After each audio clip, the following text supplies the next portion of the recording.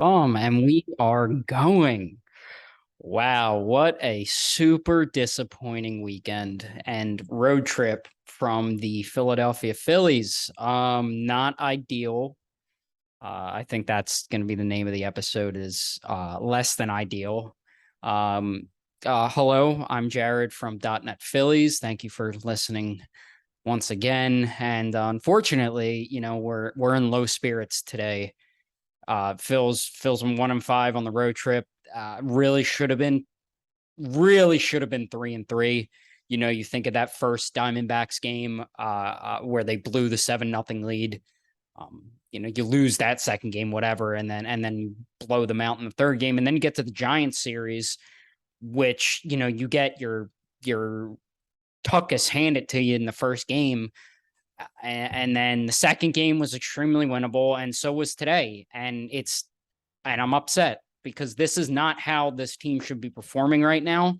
And I feel like the baseball gods are trying everything in their might to not let the Phils get hot, but it's a rough patch right now. I think this team is going to be fine ultimately. I can't see them crumbling. There is no God, I don't want to say this because I know the internet has a way of remembering things, but I in my mind, to me, where the team stands now, they're gonna make it to the playoffs. The Brewers, this was their chance to bury the Milwaukee Brewers because just as the Phillies have been sucking, so have the Milwaukee Brewers, and they just it's fortunate that the Brewers have been sucking just as much as we have right now. So they're still up in the wild card. They're still in a playoff position.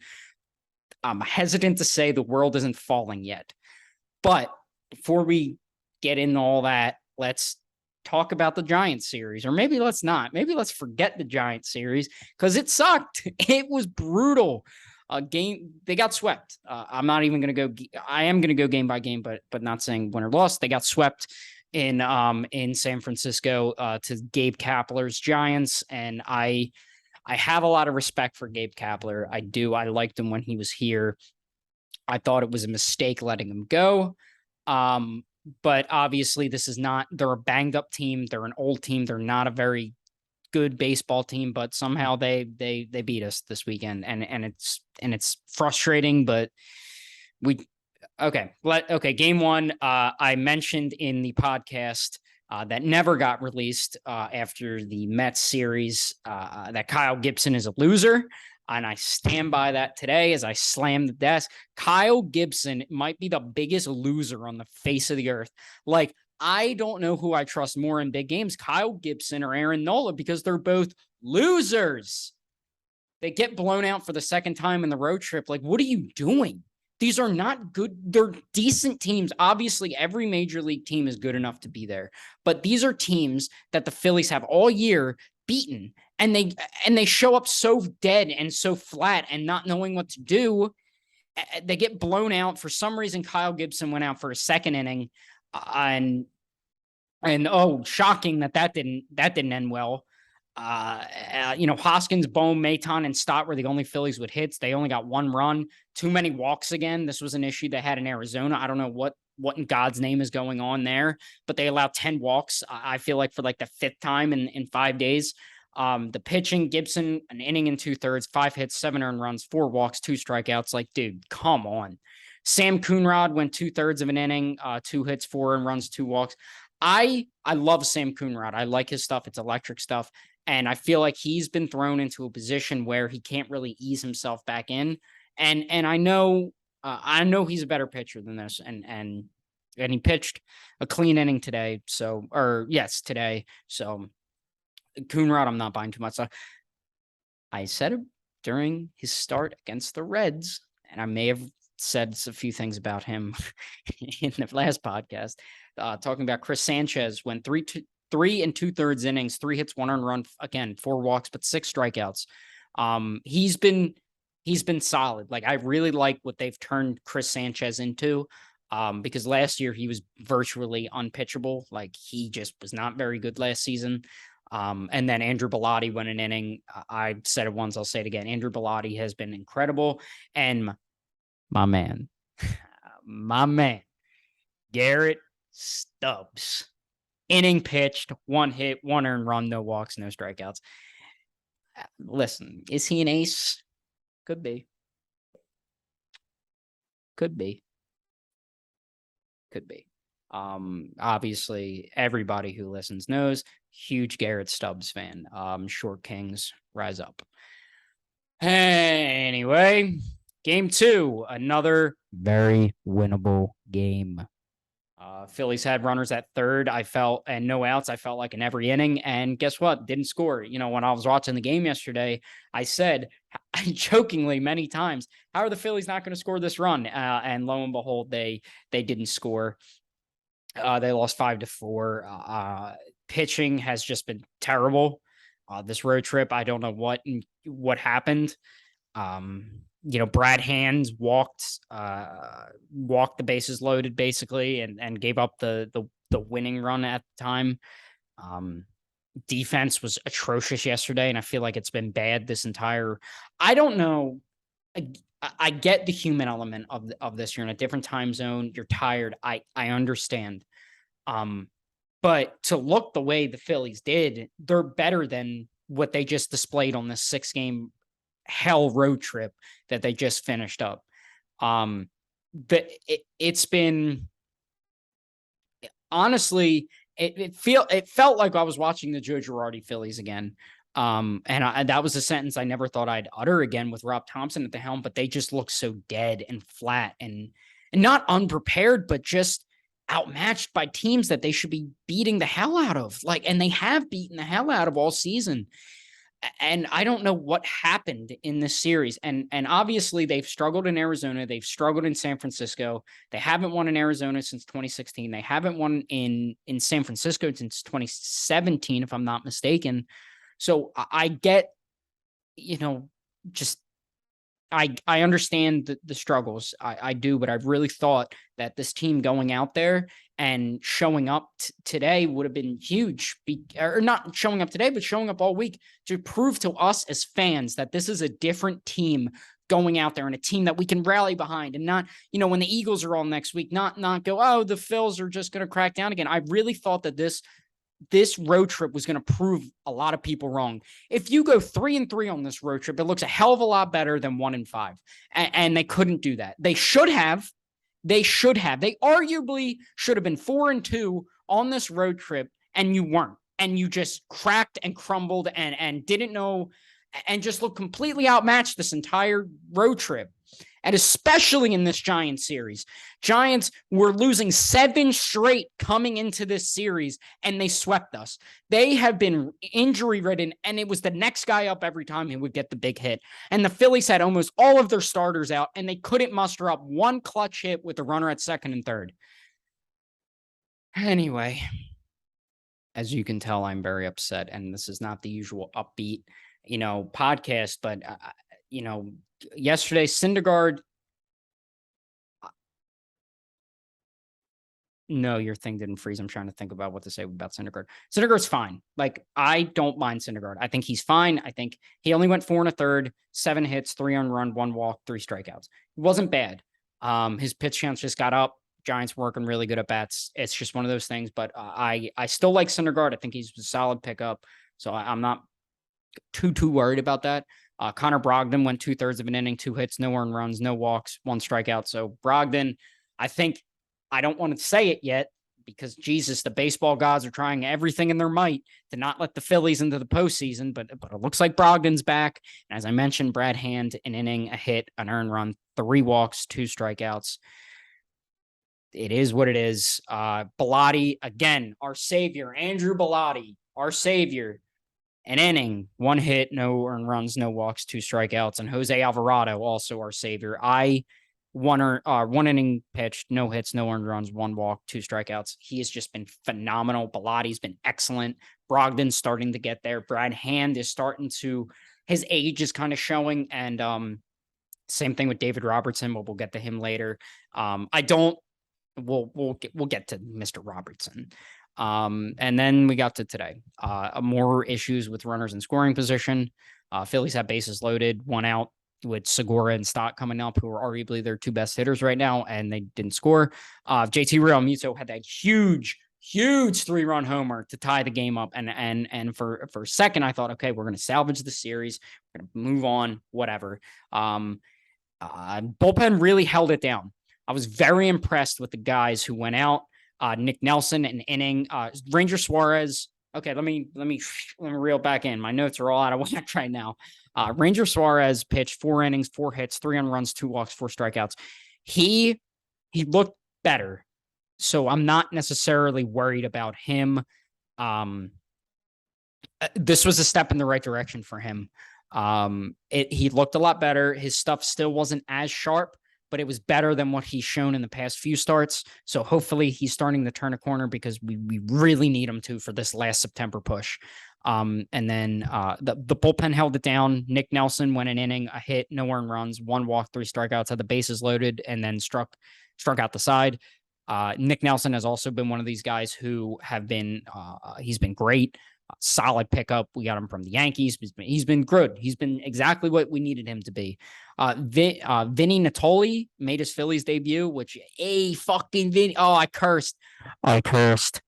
God, I might bleep it out or I might not. Who knows?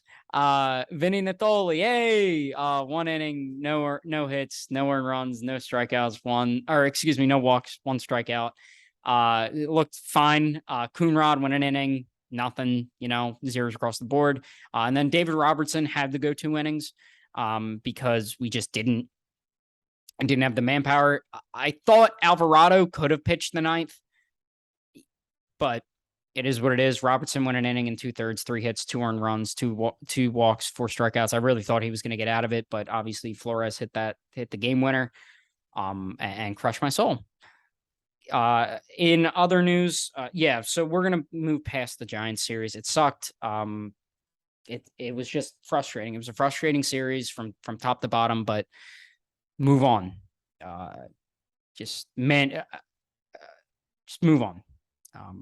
It was frustrating. This whole past week has been frustrating, and I hate when the Phillies are playing poorly, because then I have to be angry on here, and I don't like to be angry on here. I love talking to you guys and smiling and having fun, but when the team is not performing, then I have to react to how everybody else in Philadelphia is reacting in the Philadelphia area. So it sucked, but move on. We're still in a playoff spot. The season ended today. We're still in a playoff spot, and people are forgetting that. We're not on the outside looking in. We're in. We just need to correct the ship here this last month, and I think they will. I think we're fine. The world isn't ending. The sky isn't falling. We're fine. Some news, Nick Castellanos, of course. Nick Castellanos is headed to the IL with an oblique. They said, I believe Rob Thompson said he doesn't see it as major. Taking the couple weeks off, he should be back before the season's end, which is good news. Jeremy Guthrie has been called up. He's going to make his major league debut. He's had an excellent season down in AAA. I don't have his stats right by me, but he's a name that anytime I hear about the Iron Pigs, his name is always involved in some sort of winning and some sort of big hit. So I'm excited to see what he can do. He's probably going to be manning right field for the most part, with maybe shifting with Vierling and Maton. So that's a name to look out for to see how he does. And in arguably better news, bad news first or good? I'll do bad news first. We'll end on a good note.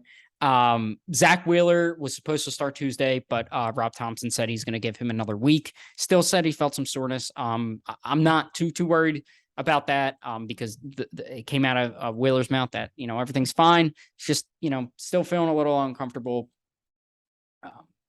So as long as he's back and better and healthy, we can really use him for the stretch run. Another thing is, okay, good news. Yay. We need it because it's been an extremely frustrating and sad podcast. Zach Eflin and Sir Anthony Dominguez are pitching to live batters on Tuesday, which then the next step is pitching in rehab assignments and on the minors, and then back in the majors. And they mentioned the role that Zach Eflin's playing, because obviously he was the starter. But obviously we have Wheeler, Nola, Gibson, Thor, and Suarez. So they mentioned that he's probably going to play a role in the bullpen. He's probably going to be like I know this is a very deep cut here, but like a Drew Pomerantz type, a long man who is just out of the bullpen, can give you 2-3 innings of solid pitching. So that is going to be interesting. Sir Anthony, obviously, Jesus, we need him now more than ever. And David Robertson has done a great job filling in that spot. Obviously, when the Phillies traded for David Robertson, he was supposed to be the setup man here in the 8th inning, Dominguez in the 9th. Dominguez goes down and he stepped into that closer's role. And he's done a good job. Obviously, he blew the save today, but he was handcuffed because he had to pitch that 2nd inning because we didn't really have anybody. Like I mentioned before, Alvarado, I thought could go that inning, but obviously he couldn't. Robertson's done a solid job. It's just getting Dominguez back is going to be huge because that takes a lot of pressure off guys like Brogdon, off Coonrod, off Bellotti, off Hand. It takes pressure off of a lot of those guys. And I'm shocked. One name that hasn't been called up is Mark Appel. I really thought that Mark Appel was going to be called up and have some big spots for this team, but he hasn't. So that's interesting. I don't know why. I don't think he's hurt. I feel like I would have heard about that, but someone can clip this and be like, yo, idiot, he's hurt. And that's why he ain't here. But I don't think he does. But that's good. Getting those guys back is going to be huge. Super boost. Needed for the stretch run. Hopefully Castellanos comes back, and I hope Guthrie performs well because obviously we could have him on the bench next year. We can use him as a trade piece to get something better. So that's a name to look out for. I'm excited to see what he can do. And then we got the mighty Marlins in town on Tuesday, Wednesday, and Thursday. So the pitching matchups on Tuesday, we got Jesus Luzardo going up against Aaron Nola. Wednesday's game, Circle Wednesday's game. I'm very excited for this game. We have Taylor Rogers versus Bailey Falter. A couple lefties going at it. I'm very excited for this game because I feel like it's going to be like a classic shootout. I don't know why. I just have this gut feeling that it's going to be like Rogers pitches a scoreless inning, then Falters pitches a scoreless inning, and back and forth until somebody makes a mistake. And hopefully that's Rogers and not Falter. And obviously Rogers is not having the same year as he did last season. But for some reason, my gut is telling me that this is going to be a great pitching matchup against Taylor Rogers and Bailey Falter. I could be wrong. I could be absolutely wrong. And it's like a 8-7, Phillies win, hopefully. But just something in my gut is telling me that that's going to be the game to watch. And then we got Sandy Alcantara, the National League Cy Young award leader, which I still think he's going to do it. He hasn't been as sharp as late, but I still think he's got it unlocked because of how great he's been against that loser, Kyle Gibson. We've beaten Sandy every time this season, so hopefully that trend continues. It should be an interesting series. The Marlins as a team, I saw in August to only hit 194 or 198. So, they're going to take like 2 out of 3 from the Phillies because, why not? Why not? We're in meltdown mode, but mandatory. I'm going to say it. I think the Phillies need the sweep for people to really not be as worried about them. I think that they need to come out sharp. They're back home. You're back on the East Coast. You have tomorrow off. So go out there, look sharp, win the series, sweep them. Pardon me. Go out there, win the series, sweep them, show Philly that this team is going to make some noise in the playoffs. And I'll be happy and hope. Oh my God, I'm so sorry. And hopefully on Thursday, this will be a happy podcast, or maybe I'll do it Friday morning, depending on what time the game wraps up. I might do it Thursday night or Friday morning. Either Thursday night or Friday morning is when the next pod will be. It's going to be one of those. But thank you all so much for listening. And if you have any questions, comments, anything, feel free to leave them in the comments, shoot me a DM, do whatever. Let's have a conversation. And I'm going to try to get some guests on, people who I interact with on Twitter, some of my friends who are Phillies fans, whoever wants to be on and wants to talk about the Phillies, I'm going to reach out to them and maybe I can get some guests on. Maybe that'll be like an off-season thing. I don't know. But and there might be something in the future that has to do with the Eagles that I might be in the process of kicking around that idea, but I don't know yet. So yeah, keep an eye out for that. But again, thank you so much for listening. And yeah, I'll see you in the next one, kids. That was terrible.